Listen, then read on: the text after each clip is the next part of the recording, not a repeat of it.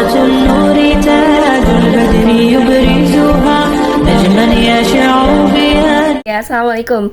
Dari part kali ini, di part ke-17 ya teman-teman semuanya, kita akan ngebahas tentang, jadi sebelum umroh lakukan hal ini, yaitu lakukan navigasikan hati kita dengan apa? Dengan talbiyah.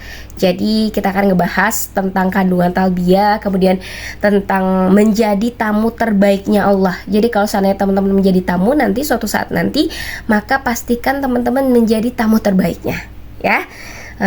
Seperti itu. Oke, jadi kita akan ngebahas, teman-teman by the way udah nonton di part 1 sampai part 16.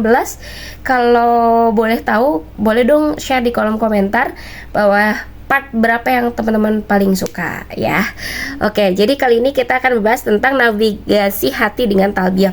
Teman-teman sudah pada tahu ya, insya Allah bagaimana kalimat dari talbiyah. Dan ini sering kita temukan, sering kita dengarkan, pernah kita juga dengarkan pas sejak kecil banget, bahkan ada manasiknya gitu ya di TK-TK itu atau PAUD-PAUD atau playground, bahwa ada kalimat talbiyah, labbaik Allahumma labbaik, labbaik la syarika laka labbaik, innal hamda wan ni'mata laka wal mulk la syarika lak. Jadi mungkin gak asing di telinga kita, gak asing di telinga masyarakat, bahkan mungkin yang non muslim pun pernah dengar ini gitu, karena ada lagu-lagunya ya, banyak para musisi-musisi muslim dan muslimah yang notabene-nya membawakan lagu ini kayak hampir di musim-musim haji dan umroh, hampir di musim-musim bulan Ramadan gitu ya, dengan tema-tema ya, dengan lagu talbiyah seperti ini. Dan mungkin kita bacakan juga ya teman-teman, sambil Indah juga cek di sini di rangkuman Indah. Khawatirnya nanti ada yang salah ya, namanya juga kita manusia ya. Oke. Jadi ada, kenapa sih kita harus menavigasikan hati kita sebelum umroh itu dengan lafaz dan kalimat talbiyah? Karena bahkan di sini dikatakan ada banyak sekali kandungan ya. Tapi Indah akan rangkum saja menjadi 4 kandungan di dalam kalimat talbiyah ini. Labbaik Allahumma labbaik, labbaik la syarika laka labbaik, innal hamda wan ni'mata laka wal mulk la syarika lak. Oke. Jadi labbaik Allahumma labbaik, labbaik itu aku penuhi panggilanmu. Jadi nanti next di salah satu video Indah akan ngebahas tentang panggilan atau tentang labbaik ini. Jadi menarik ya, Indah mengkaji tentang kalimat labbaik ini. Tapi ini seru sih kalau dibikin satu part khusus video tentang kalimat labbaik. By the way, kita akan ngebahas khusus tentang dari kalimat talbiyah ini ya. Oke, yang jelas Indah akan mengartikan dulu di sini bahwa labbaik itu aku penuhi panggilanmu, labbaik Allahumma labbaik, aku penuhi panggilanmu ya Allah, aku penuhi panggilanmu. Jadi labbaik Allahumma labbaik. Jadi kalau seandainya aku penuhi panggilanmu, berarti Allah memanggil kita dong gitu ya. Jadi kalau seandainya teman-teman ingin sekali menjadi tamunya Allah, maka ya coba navigasikan dulu hati kita mulai dari sekarang. Meskipun teman-teman tidak tahu kapan akan berangkat gitu ya, kapan teman-teman akan diberangkatkan oleh Allah Subhanahu wa taala, diundang oleh Allah Subhanahu wa taala ke Baitullah nantinya itu. Tapi yang jelas coba menavigasikan hati dulu sambil berafirmasi bahwa kita menjadi tamu Allah Subhanahu wa taala. Jadi labbaik Allahumma labbaik, ya Allah aku penuhi panggilanmu. Jadi kalau seandainya ada yang ngundang kita, nanti kamu datang ya ke pernikahanku gitu ya. Oh iya ya, nanti aku datang ya, makasih lah undangannya gitu ya. Beda dengan kayak ada yang ngundang, nanti lo datang ya gitu kan. Tapi biasa aja. Terus atau mungkin ada yang ngundang ke kamu tapi sebenarnya dia tuh nggak mengharapkan kamu datang gitu. Tapi ada satu lagi yang misalkan dia tuh benar-benar ngundang, datang ke rumah, kemudian ngasih undangannya, kemudian dengan bahasa yang sopan dan terhormat, aku benar-benar nungguin ya kehadiran kamu gitu ke sini nanti, ke acara kami nanti gitu kan. Pokoknya sangat ditunggu sekali kehadirannya gitu. Nah, pastinya dengan dengan kalimat terbaik dari kita mengucapkan bahwa ya insya Allah kita bakal datang ya gitu. Mudah-mudahan di momen terbaik kamu, aku bisa menjadi bagian kebahagiaan dari momen terbaik itu gitu. Nah, akhirnya Dan kalimat ini labbaik Allahumma labbaik sebagai bentuk bahwa kita tuh betul-betul ingin memenuhi panggilan dari Allah Subhanahu wa taala, ingin memenuhi undangan dari Allah Subhanahu wa taala. Nah, kemudian labbaikalah syarikalah labbaik, aku penuhi panggilanmu ya Allah, dan la syarikalak, tidak ada sekutu bagimu. Jadi kalimat la syarikalak ini tidak ada sekutu bagimu, bahwa sudah jelas bahwa bos travel, kemudian bos di perusahaan kamu, suami kamu, istri kamu, mertua kamu, dan segala hal yang menjadi wasilah keberangkatan kamu ke Baitullah, itu tuh tidak menjadi sekutunya Allah gitu ya. Dipastikan bahwa memang Allah itu tidak ada sekutu siapapun. Jadi jangan pernah memasukkan wasilah-wasilah tersebut di dalam hati kita sebagai bentuk hal yang utama dalam proses keberangkatan kamu menuju ke Allah Subhanahu wa taala. Bahkan di kehidupan kita juga nggak boleh ya. Oke. La syarikalak, innal hamda wan ni'mata, sesungguhnya puji, innal hamda wan ni'mata, sesungguhnya puji dan nikmat ya, laka, bagimu, wal mulk ya, dan kekuasaan hanya bagimu, la syarikalak, tidak ada sekutu, tanpa sekutu apapun bagimu. Oke. Jadi di sini Indah mau ngebahas tentang bahwa ada 4 kandungan dalam kalimat lafaz talbiyah tadi. Jadi kalau teman-teman perhatikan dari bentuk kalimatnya, kemudian dari muhassinatul lafziyahnya, jadi dari kaidah-kaidah bahasanya itu benar-benar itu bagus banget gitu ya, keren banget. Dan masya Allah ada 4 kandungan di kalimat talbiyah tadi ya, yaitu yang pertama kita bahas dari la syarikalak dulu. Jadi la syarikalak itu tidak ada sekutu bagimu, maka ini berkaitan dengan hal tauhid ya, hal akidah. Jadi betul-betul mengesahkan Allah, la syarikalak, tidak ada sekutu bagimu. Jadi jelas segala bentuk tadi wasilah-wasilah keduniaan itu tidak mungkin jadi sekutu bagi Allah Subhanahu wa taala.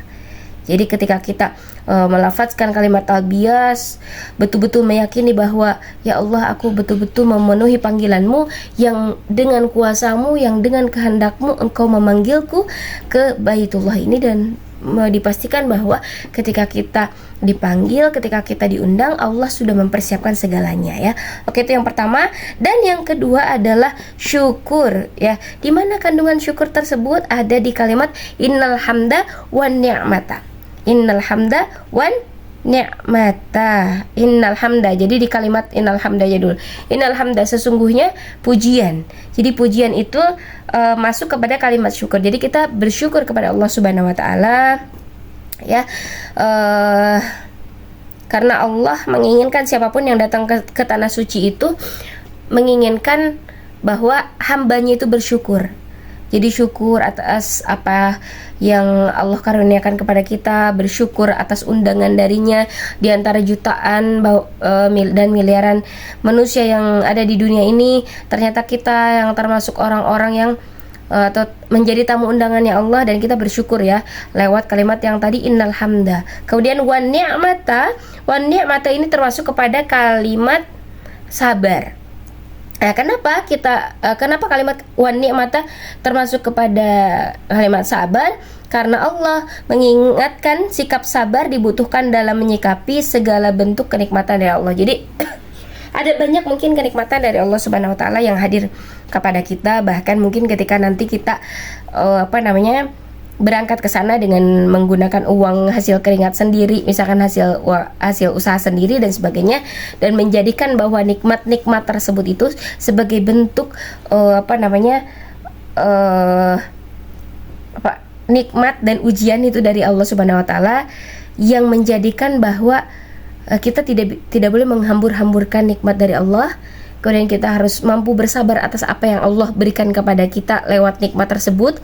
Dan kita menyadari bahwa ketika nikmat tersebut Allah berikan kepada kita, ongkos-ongkos apapun itu semuanya, kita harus bersabar dalam menggunakan hal tersebut. Bukan hanya menggunakan, tapi betul-betul hati kita tuh betul-betul dipres banget bahwa ya diyakini bahwa itu tuh bukan dari hasil usaha keringat kita gitu. Karena satu tetes atau satu langkah kaki dalam usaha teman-teman itu tuh ada kehendak Allah di sana, iya nggak? ada kuasa Allah di sana. Karena kita kadang merasa bahwa seluruh tubuh ini tuh kita udah usaha maksimal, dapat miliaran, omset miliaran, profit miliaran misalnya gitu, dan kita merasa bahwa itu semuanya karena hasil usaha kita gitu. Padahal ya jelas itu karena kehendak Allah, kuasa Allah yang menjadikan tubuh kita bergerak, yang menjadikan badan kita bergerak ya, lisan kita, mulut kita, kemudian juga mata kita untuk melihat dan segala bentuk fungsinya, fungsi kemudian organ tubuh dan sebagainya, itu tuh tidak terlepas dari kehendak dan kuasa Allah Subhanahu wa taala ya. Maka jangan pernah merasa tinggi dengan nikmat yang udah Allah kasih kepada kita. Jangan merasa bahwa usaha kita udah menghasilkan sekian, udah banyak juga yang udah kita bayar di travel tersebut, udah mengumrohkan orang dan sebagainya, dan yakini bahwa yaitu karena kuasa Allah, itu karena kehendak Allah Subhanahu wa taala yang menjadikan kamu sebagai bentuk wasilah untuk memberangkatkan orang lain menuju ke Allah gitu ya, dan yakini bahwa Allah akan memberikan pahala atas setiap langkah yang sudah kamu berikan jika kamu meniatkannya karena Allah Subhanahu wa taala. Oke, dan yang terakhir, kandungan terakhir adalah ada di kalimat laka wal mulk. Laka wal mulk. Jadi wal mulk itu artinya adalah seluruh kerajaan atau kekuasaan. Jadi wal mulk segala bentuk kerajaan, segala bentuk kekuasaan, jabatan, embel-embel, gelar-gelar yang melekat pada diri kita itu senantiasa harus dihilangkan, karena ada yang lebih maha kuasa di dunia ini, ada yang maha memimpin di dunia ini, ada yang maha memiliki di dunia ini. Dan jangan pernah merasa bahwa ketika nanti teman-teman datang ke Baitullah membawa segala bentuk gelar kehormatan dari negara asal gitu ya, kemudian teman-teman di sana ingin dihormati, ingin dihargai oleh jamaah-jamaah lain, siap-siap itu udah banyak sekali melihat gitu, mendengarkan, melihat fenomena, dan ya mendengarkanlah seringnya para jamaah kejadiannya seperti ini dan sebagainya, dan itu qadarullah gitu ya. Memang yang dari Indonesianya pada ngerasa gue sombong gitu, gue punya perusahaan ini, gue udah ngeberangkatin karyawan ini, gue udah kayak gini, ternyata ya namanya juga di Baitullah segala bentuk kesombongan tuh dibayar tunai hari itu juga. Jadi kesombongan, kejahatan, keburukan dibayar tunai hari itu juga, pun kebaikan juga dibayar tunai di hari itu juga gitu ya. Oke, itu saja mungkin tentang kandungan lafaz talbiyah, dan mudah-mudahan kita senantiasa bersemangat di tahun 2024 ini. Mudah-mudahan kita menjadi manusia yang lebih baik lagi, dan mudah-mudahan Allah Subhanahu wa taala berkenan untuk mengundang kita ke Baitullah ya tahun 2024 ini bersama keluarga, orang tua, suami, anak-anak, dan orang-orang tercinta, dan mudah-mudahan kita bisa memberangkatkan juga anak yatim di tahun 2024 ini. Oke, see you next time. Wassalamualaikum warahmatullahi wabarakatuh.